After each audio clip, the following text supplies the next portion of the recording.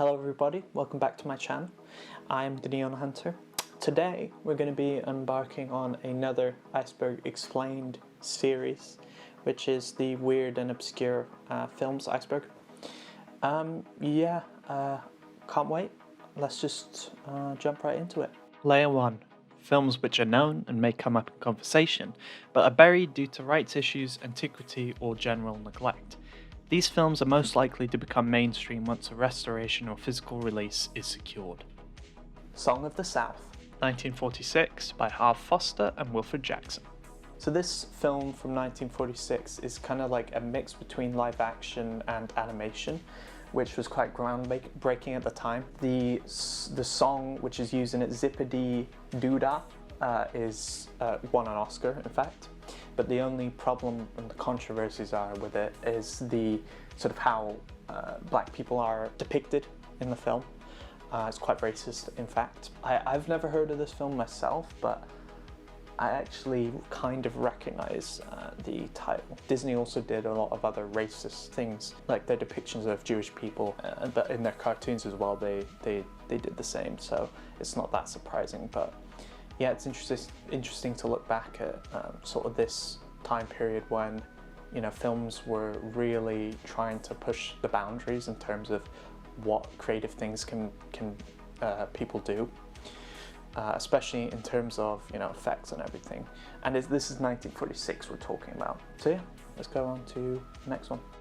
The Godfather Epic, 1991, by Francis Ford Coppola. So The Godfather Epic, there's a really good video about it that perhaps I can find and link. It's kind of like, I think it's either the first or the second. It says here that it's the first and the second. But from what I remember from the video I watched, I believe it's all three.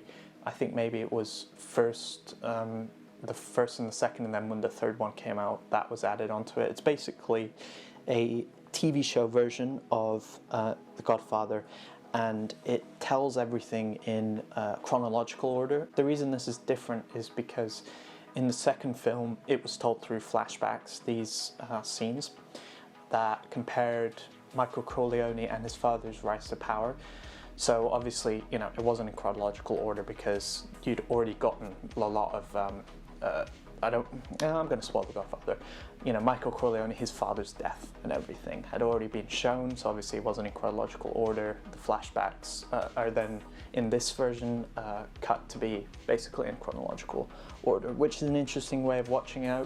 When I watched the video, it doesn't have as much, it doesn't feel as strong as the original, because obviously that mirroring in the second film is very strong. And I kind of also think that, you know, it's kind of nice to build up to Robert De Niro's role in it as well.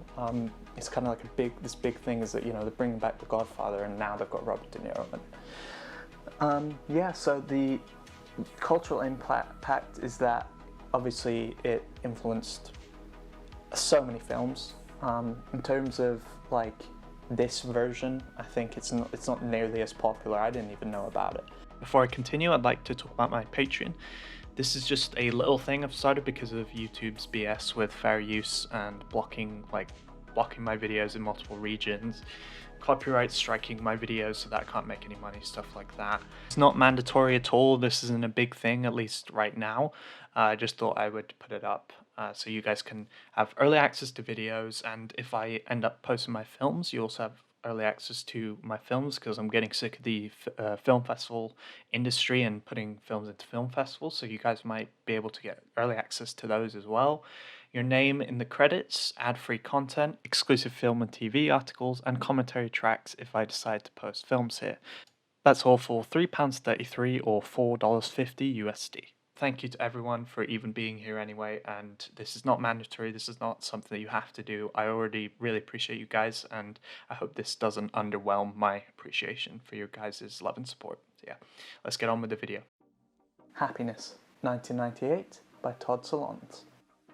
So this film is a dark comedy exploring taboo topics like sexual dysfunction and things like that, loneliness, and there's a PDF file character that I want to trigger YouTube that was very controversial in the film because kind of the way that it's the way it says here is that it was not justifying, but like almost kind of making you empathize with that character, and sensationalizing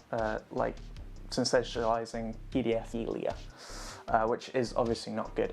Although I think it shouldn't be sensationalized. It should be if it has to be shown, it should be shown in the opposite way, if that makes sense. So like when Kubrick with The Clockwork Orange, right, where he kind of glorified all this stuff, and he made it so you were convinced, right, this is like you kind of were manipulated by the film, but also by the narration, right? And it kind of convinced you, like, oh yeah, I can kind of see it, you know what I mean? Like it kind of manipulated you. I think doing it in that way may perhaps work to then have you kind of turn around and go, what the fuck? Like, this is awful. So I think, my opinion is, in film, that it can be shown, obviously not too explicitly, that would be awful, you know, explicit scenes, obviously. This is why I started watching Salò. I cannot watch that film. I'm vehemently against that film. Maybe I'll talk about that, or do an iceberg about, that'll be an iceberg at some point, but maybe it's even in this one, I'm not sure. But yeah, I think it can be done in a way that makes you think, but it shouldn't be because, you know, obviously that director or that creator wants to like justify it, if that makes sense. That is, if it was used in that way, that's awful. But it does have a cult following in independent cinema, and it is significant for mental health and sexual issue discussions. But I don't know, I think they should have left the Bailey out of it. I don't think they should have combined those two themes. I think they should have left them separate, because, you know, you're now lumping in two things that are very serious subject matter, and lots of people have many opinions on it. And also, you know, making a film about video that has features of PDF and has sexual dysfunction issues, you know, it kind of off balances both those issues in a way, because then, you know, you kind of make it too controversial to then you won't be able to talk about it as an audience, and as a filmmaker be able to really discuss that, because your film sensationalizes that. Now, I've not seen it, so I don't know if it actually does, or if people are just like, you know, go mental and just making it up and basically are, you know, overly sensitive about films, which can happen. But I still think that I still believe, you know, everyone's opinion on film is valid, or at least most people, unless you're, you know, an asshole. City of Hope, 1991, by John Sayles.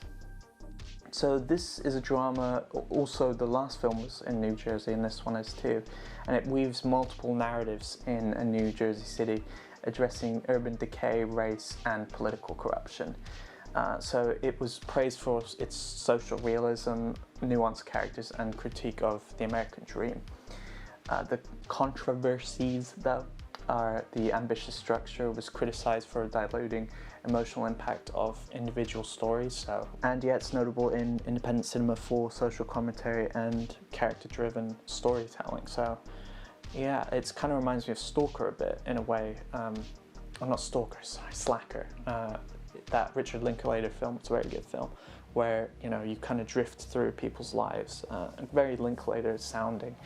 You know, you kind of, instead of having one narrative, it's like you're a disembodied soul, and you're watching all these different narratives of these people. There's a term for it when you recognize that other people have as nuanced and complex lives as you have. I can't think of what it is, but I'm sure one of you knows what I mean.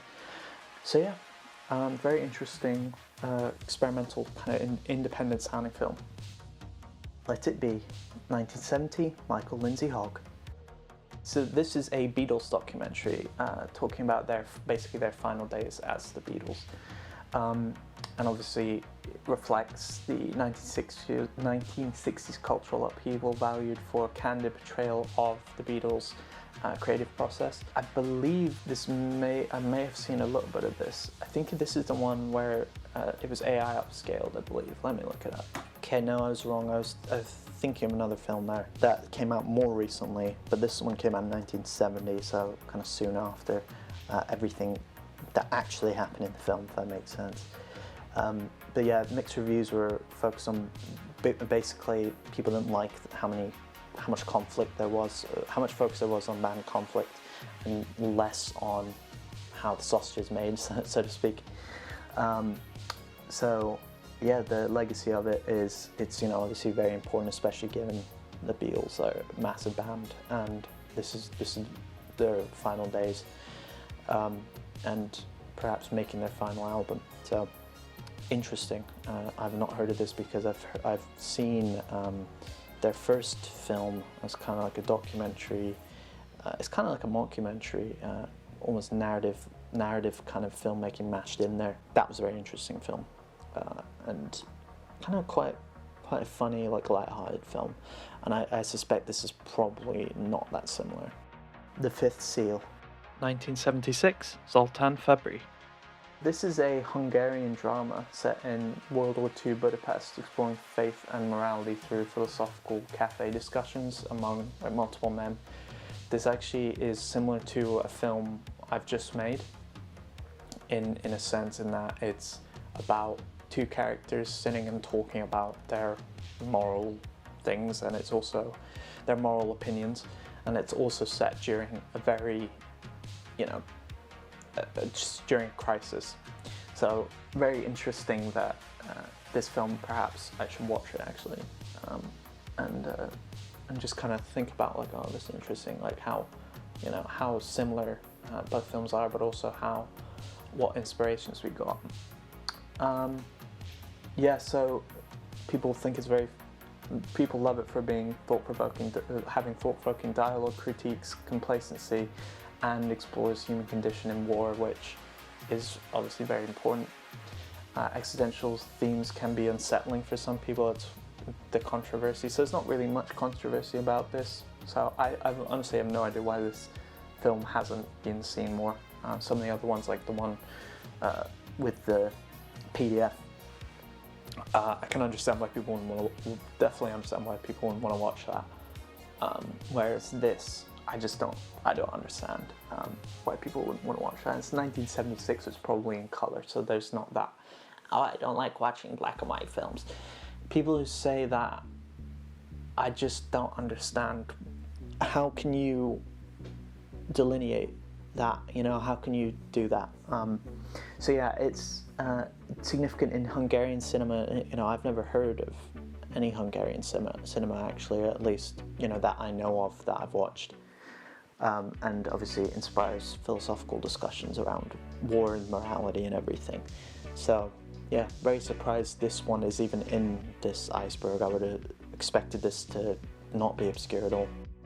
Looking for Mr. Goodbar, 1977, by Richard Brooks.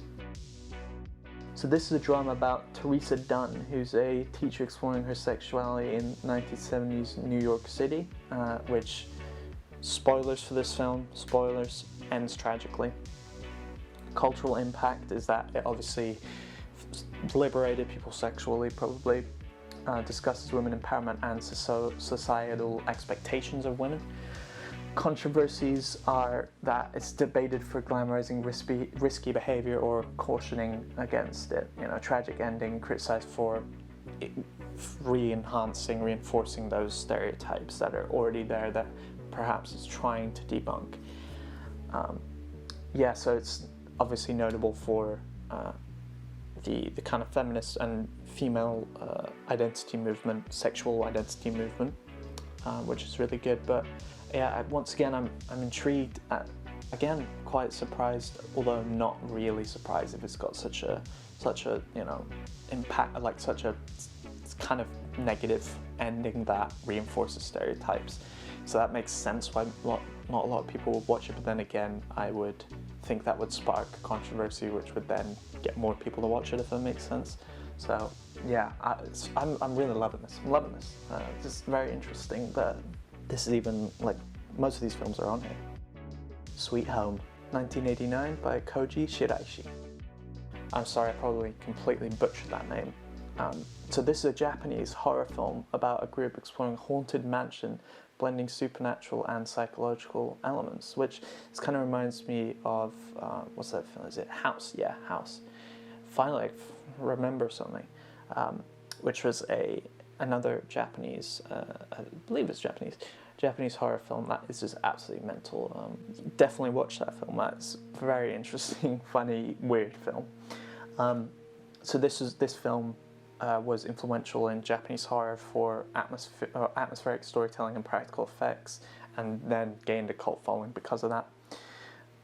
It was criticized for graphic violence and unsettling themes, polarizing interpretations of trauma, but like seriously.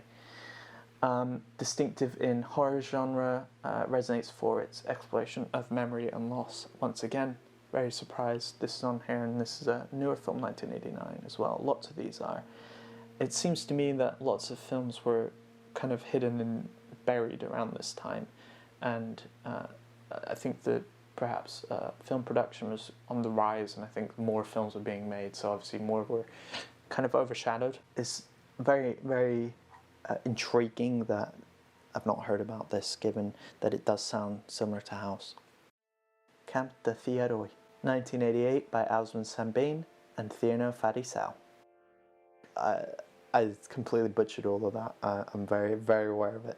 But this is a Senegalese, interesting, war drama depicting the Thyroid Massacre, where African soldiers face colonial betrayal over pay disputes, of all things to bloody be fighting about. The cultural impact is that it indicts French colonialism, significant in African cinema for education and resistance. Controversies are that it's banned in France for critiquing colonial atrocities, faced Senegal censorship as a result. So that's probably largely the reason that it's on this list, because of that censorship. So it's been restored for festivals, fosters awareness of suppressed African histories. Yeah, very interesting. I think any kind of massacre like that, any kind of horrible event like that needs to obviously be highlighted, and I think film is an amazing medium to do that, because it can be so impactful, obviously, as everyone watching knows. Meet the Applegates, 1990 by Michael Lemmon. So this is like a dark comedy sci-fi about shape-shifting insect aliens posing as a suburban family to sabotage a nuclear plant. Right, I'm watching this film. It satirizes consumerism and suburban life, again, amazing. Cult following for eco-horror and social commentary. So this gets mixed reviews for uneven pacing and crude humor, limited commercial success as a result. But then it was revived on home video and influenced satirical comedies. That sounds amazing. I think it's great to have a comedy on this list, especially a dark comedy. I think too many times people take film too seriously in many ways, and I think I really love comedy in the medium of film. I think there's just so many things that can be done in the world of film that the possibilities are almost endless, right? But this sounds absolutely amazing. I think I might have to watch this now. Devil's on the Doorstep, 2001 by Jiang Wen. So this is another dark comedy war film, so maybe because it's too sensitive subject, people don't like it, about Chinese villagers hiding Japanese and Chinese prisoners during World War II, ending in betrayal and massacre. So the cultural impact is that it subverts patriotic war narratives, humanizes both sides, and critiquing nationalism.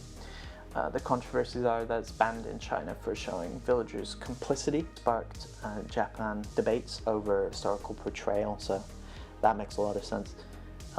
And it won at Cannes, they got the Grand Prix prize. Influences bold historical depictions on Chinese cinema.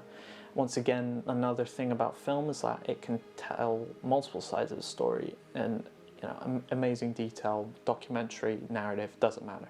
And I think that is one weapon and tool we have against, fascism, against violence, but against anything, really. And I think film is maybe our sharpest tool in that belt, you know what I mean? So this, displays that. Ghosts of the Civil Dead, 1988 by John Hillcoat. So this is an Australian prison drama exposing systemic failures in a privatized facility, focusing on dehumanization and control. The cultural impact was that critiques privatized prisons, influential in Australian cinema for gritty documentary-like style, which you guys know I love. Controversies are that it's mixed reviews. It had mixed reviews for abstract bleakness, no major controversies. The legacy is that it's now cult status. It impacts prison genre and music culture through sampled dialogue. Very interesting. Yeah, this is a time of cinema where I think you know, sort of, you know, we'd had the French New Wave, really super realist, almost documentary, mockumentary, just go out and shoot it wave, and obviously this was starting to really pick up here, where then obviously it really hit a spike. You know, Bowling for Columbine, all those films that you know, in the early 2000s, late 90s, that really hit that spike of mockumentaries. Man Bites Dog, I believe, was before this as well, which was a very shocking mockumentary. That is today's video, everyone. That's tier 1 of the weird, or the Obscure Films Iceberg. I really enjoyed this. I thought every entry in here was amazing, very interesting, very intriguing. Can't wait to dig deeper with you guys. And yeah, hope you enjoyed. And yeah, I'll be on all my other socials. Once again, thank you to everyone out there. I've just had some amazing comments, some great talks with the community, and yeah, you guys are amazing, inside and outside this community. So thank you guys once again. So yeah, I'll see you guys out there neon hunting.